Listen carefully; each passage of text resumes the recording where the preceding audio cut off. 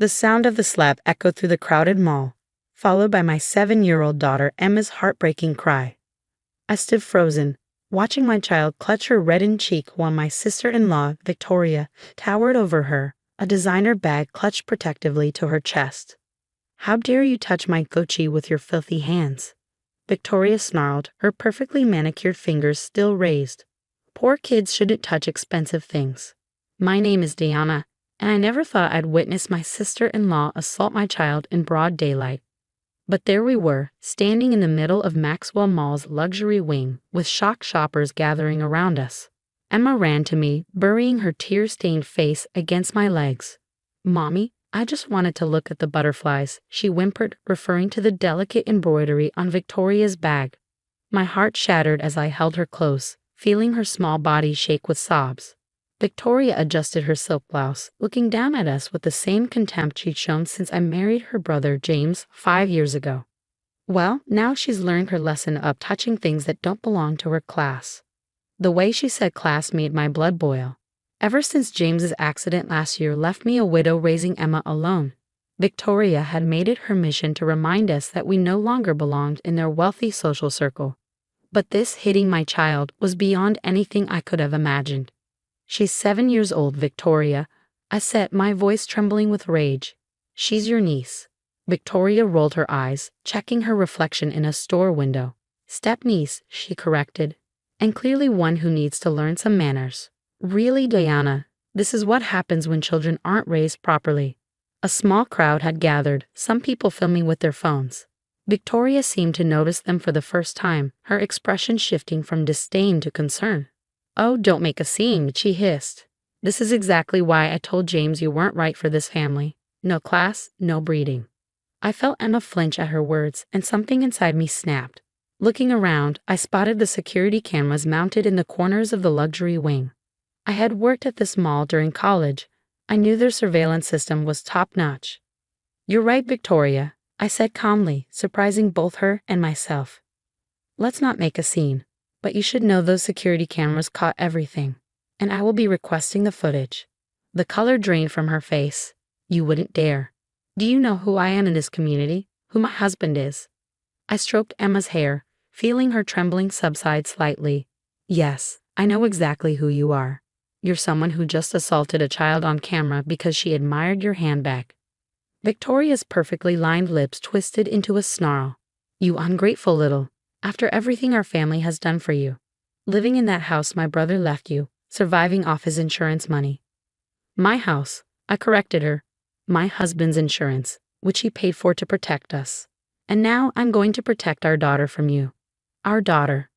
Victoria laughed, but I could see fear creeping into her eyes. "She's nothing but a gold digger's spawn.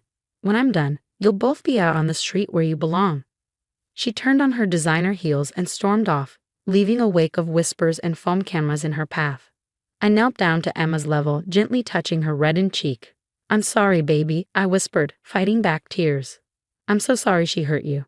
Emma looked up at me with those eyes so much like her father's. "It's okay, Mommy. I shouldn't have touched her bag." "No, sweetheart. She was wrong, not you. And I promise she'll never hurt you again." As I held my daughter, a mall security officer approached us. "Ma'am, we saw what happened on our monitors. Would you like to file a report?" I straightened up, keeping Emma's hand firmly in mine. "Yes," I replied. "And I'd like a copy of the security footage, please." Victoria had no idea what she just started. She thought she could bully us because we weren't as wealthy as her family. She thought money and social status gave her the right to hurt my child. But she was about to learn that a mother's love was more powerful than any designer handbag or social connection. As we followed the security officer to their office, I received a text from Victoria. "Back off, or you'll regret it. Remember who holds the power in this family." I smiled, thinking of the security cameras that had captured everything. "We'll see about that," I whispered to myself, holding Emma closer. The real power wasn't in Victoria's threats or her husband's influence. It was in the truth, and soon everyone would see it. The security footage was worse than I remembered. Watching in the mall security office, I felt sick as Victoria's hand connected with Emma's face in crystal clear detail. The audio picked up every cruel word, every hateful statement about our class and breeding.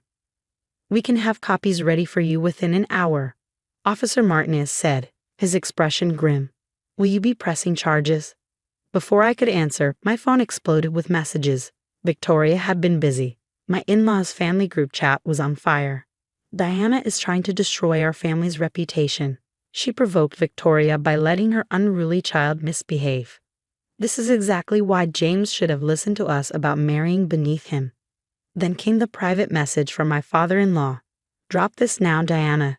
You don't want to make an enemy of this family. I looked at Emma, who had fallen asleep in the security officer's chair, tear tracks still visible on her cheek. I thought about all the times I'd stayed quiet for family peace. The snide comments about my background, the exclusion from family events, the constant reminders that we weren't good enough. Yes, I told Officer Martinez. I want to press charges. He nodded, typing into his computer. The footage has already been secured. It can't be deleted or altered. That's when Victoria burst into the security office, her husband Marcus in tow. He was a corporate lawyer, known for making problems disappear for wealthy clients. This is all a misunderstanding, Marcus announced smoothly. We can handle this as a family matter. Family matter? I stood up, positioning myself between them and Emma. Your wife assaulted my daughter in public. Now, Diana, Marcus used his courtroom voice, let's be reasonable. Victoria was simply disciplining an unruly child. Any judge would see that. Any judge would see a grown woman striking a 7-year-old for admiring her purse. I corrected him. And now they will. Victoria stepped forward, her voice sickly sweet. Diana, darling, think about Emma's future. Do you really want to be known as the woman who sued her own family? Who'd hire her? Who'd accept her into their schools? I felt Emma stir behind me. She'd woken up and was listening, her small hand clutching my jacket. Are you threatening my daughter's future because your wife got caught on camera assaulting her? I asked loudly, making sure Officer Martinez could hear. Marcus grabbed Victoria's arm. No one's threatening anyone. We're simply trying to resolve this privately. Name your price. My price? I pulled out my phone, showing him the messages from the family group chat. Like how you're trying to paint me as a gold digger? How you're already spreading lies about what happened. Victoria's composure cracked. You ungrateful witch. We took you in when you were nothing. James could have had someone from our circle, but he chose you, and look how you repay his memory. Mom? Emma's voice was small but clear. Is Aunt Victoria sorry for hitting me? The room fell silent. Victoria's face twisted in disgust. Sorry? You little brat, you should be sorry for touching things that aren't yours. Officer Martinez stepped forward. Ma'am, I'm going to have to ask you to leave. Do you know who we are? Marcus demanded. One call from me to your supervisor. Would be recorded on our security system. Officer Martinez finished calmly, just like everything else that's happened in this room. I watched their faces as it sank in. They weren't in control anymore. Their money and connections couldn't erase what the cameras had captured. Victoria's phone chimed. She looked at it and went pale. Marcus, she whispered. It's trending. Someone in the mall had posted their video of the incident. In the 20 minutes we'd been in the security office, it had already gone viral. Comments were pouring in, most of them identifying Victoria by name. Take it down, she demanded, shoving her phone in my face. Fix this now. I can't, I replied truthfully. I didn't post it. But maybe you should have thought about cameras before assaulting a child in public. Marcus pulled out his checkbook. $10,000. Right now. This ends here. I looked at Emma, seeing James's strength in her eyes. No, I said firmly. This ends when Victoria faces consequences for once in her life. You'll regret this, Victoria spat. When I'm done, you'll be living in a cardboard box. As they stormed out, Emma tugged my sleeve. Mom, did I do something wrong? I knelt beside her. No, sweetheart, you did nothing wrong. And I promise you, no one will ever hurt you like that again. Officer Martinez cleared his throat. Ma'am, there's something else you should know. After your sister-in-law left the mall, she was recorded in the parking lot making some concerning statements, threats, specifically. We have that footage too. I nodded, feeling strangely calm. Add it to the file, please. My phone buzzed again, this time with a message from James's Aunt Catherine, who had always been kind to us. Just saw the video. That woman is no longer welcome at any family event I host. Are you and Emma okay? Do you need a lawyer? I know several who would love to handle this. Then came texts from other family members, ones who had stayed quiet during Victoria's previous bullying. The video had forced them to take sides, and her mask had finally cracked. As Officer Martinez finished processing our complaint, I received one last message from Victoria herself. Last chance. Drop this or I'll show the world what kind of woman my brother really married. I smiled, thinking of the security footage, the viral video, and the parking lot threats, all safely documented. Victoria still thought she held all the cards, still believed her money and social status would protect her. She had no idea what was coming next. Victoria's attempt to show the world what kind of woman I was backfired spectacularly. The next morning, she posted a carefully edited version of the mall incident on social media, painting herself as the victim of an ungrateful sister-in-law who let her unruly child damage expensive property. What she didn't expect was the mall's official response. Regarding the incident at Maxwell Mall on Saturday, we have released the complete security footage to the authorities. It clearly shows no damage to any property but does show an adult striking a 7-year-old child for touching a handbag. We have a zero-tolerance policy for violence against children. The full footage went public that afternoon. Every angle, every cruel word, even Victoria's threats in the parking lot afterward. Her social circle imploded. The charity boards she sat on, the elite social clubs she belonged to, suddenly, everyone had seen her true colors. I'm resigning from the Children's Hospital Foundation Board, my father-in-law announced at the emergency family meeting he called. They made it clear I wasn't welcome after what your wife did, Marcus. Victoria sat rigid in her designer outfit, her face a mask of fury. This is all your fault, she shrieked at me. You've ruined everything. No, Victoria, Aunt Catherine cut in. You ruined everything when you hit your niece, and we let you get away with too much for too long. The family's longtime lawyer cleared his throat. There's something else. Mrs. Chen from the mall's luxury boutique called.